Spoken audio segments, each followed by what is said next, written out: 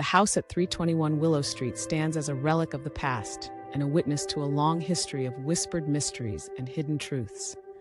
It is a stately Victorian, its exterior marked by faded brick and climbing ivy, while its interior reveals worn hardwood floors and faded wallpaper that tells of better days long gone.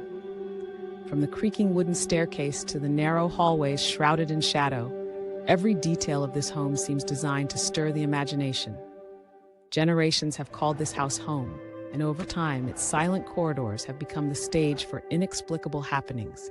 Residents recalling disembodied whispers echoing through the night, shadow figures silently drifting down long, empty hallways, and the suspicious, pervasive scent of roses wafting from a basement where no roses are known to grow. For decades, these tales of ghostly visitations had captured local lore, with paranormal investigators declaring 321 Willow Street one of the state's most active hauntings. Lists of reported phenomena grew longer with every passing year, each new account adding to an ever-thickening atmosphere of mystery and fear. It was as if the house itself had a secret it guarded fiercely, enticing the curious and the brave to look closer at its every crevice.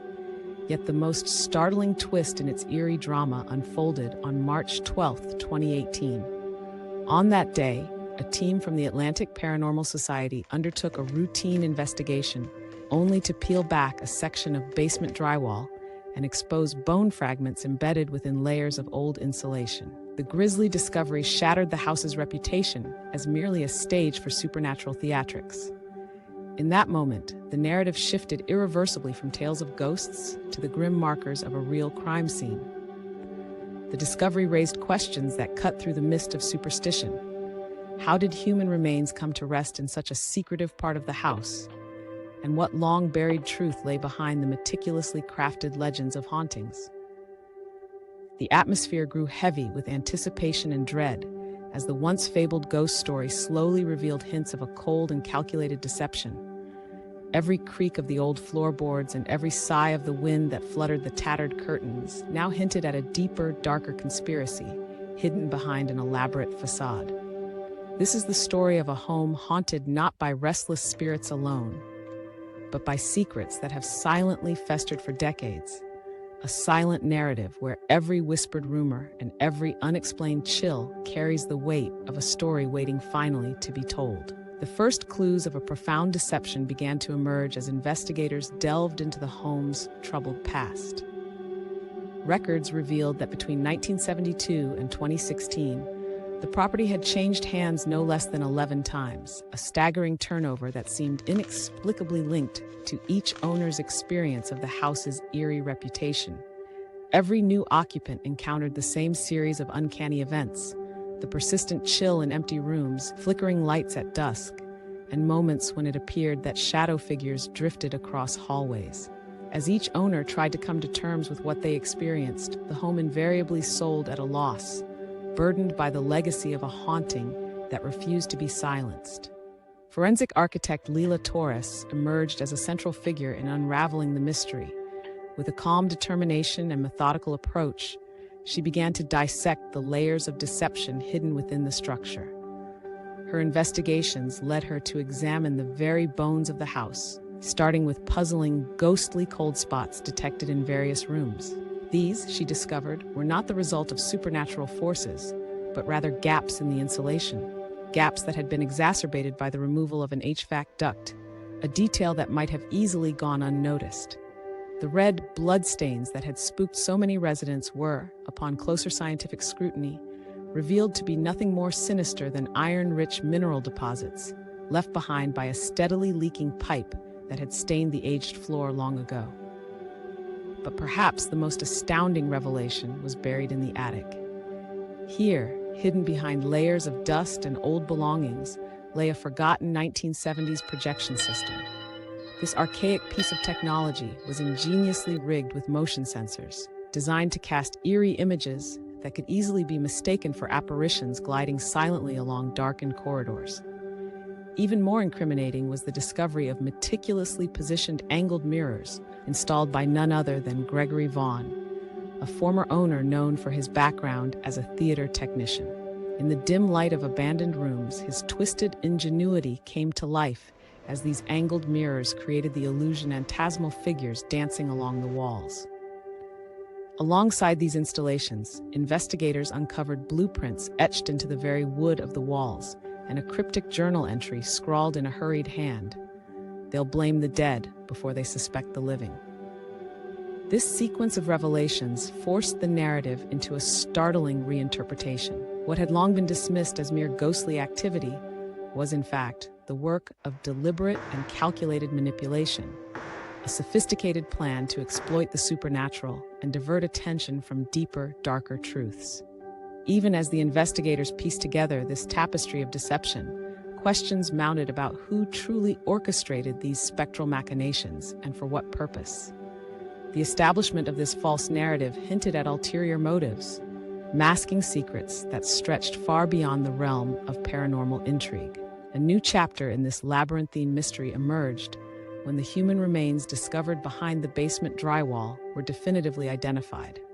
Forensic anthropologist Dr. Ely Ruiz painstakingly examined the bone fragments, leading to the grim conclusion that they belonged to Diane Carlisle, a 24-year-old nurse whose disappearance in 1969 had remained an unsolved chapter in the town's history. The revelation was somber, a quiet tragedy buried under layers of deceit and spectral misdirection. Dr. Ruiz's expert analysis meticulously chronicled the final moments of Diane Carlisle's life. The bone structure bore evidence of a single gunshot delivered by a small .22 caliber bullet that struck in an execution-style manner at the back of the head, the occipital bone marking the fatal wound. As the investigation deepened, forensic evidence, including the types of nails and the composition of the plaster used in the 1971 renovations, pointed unequivocally to a specific time frame. It was determined that Diane's remains had been interred within the wall during those renovations, a disclosure that forever intertwined her fate with the troubled legacy of the house. Adding a haunting layer to the tale was the inexplicable presence of an intense rose scent permeating the vicinity. Laboratory analysis revealed that remnants of Rosa canina pollen were found in Diane's nasal cavity. This discovery painted a striking picture of her final moments, clutching a bouquet of flowers, perhaps in a gesture of hope or farewell, only for her life to be abruptly, cruelly extinguished. The poignant aroma of roses, once celebrated as a symbol of beauty and love, now served as an everlasting reminder of a life cut short. Although Diane had no known connection with Gregory Vaughn, further exploration into the property records unearthed a startling link. It turned out that the man responsible for the home's 1971 renovation was none other than Robert Kessler, Diane's former fiancé. In a tragic twist of fate, Robert Kessler had repurposed the house's structure soon after Diane's disappearance and subsequently sold the property to Vaughn's father. The revelation united disparate threads of the mystery into a tapestry of loss, betrayal, and enigmatically staged hauntings. The narrative of Diane Carlisle transformed from a solitary tragedy into a central pivot around which the sinister conspiracy revolved. Here was a story not of supernatural revenge, but of human manipulation and cold, calculated deeds, the kind that hide behind clever technological tweaks and deliberate misdirection. As the layers of deception were peeled back one by one through meticulous forensic work and persistent investigative effort, the haunting legacy of the house took on a new, more grounded meaning.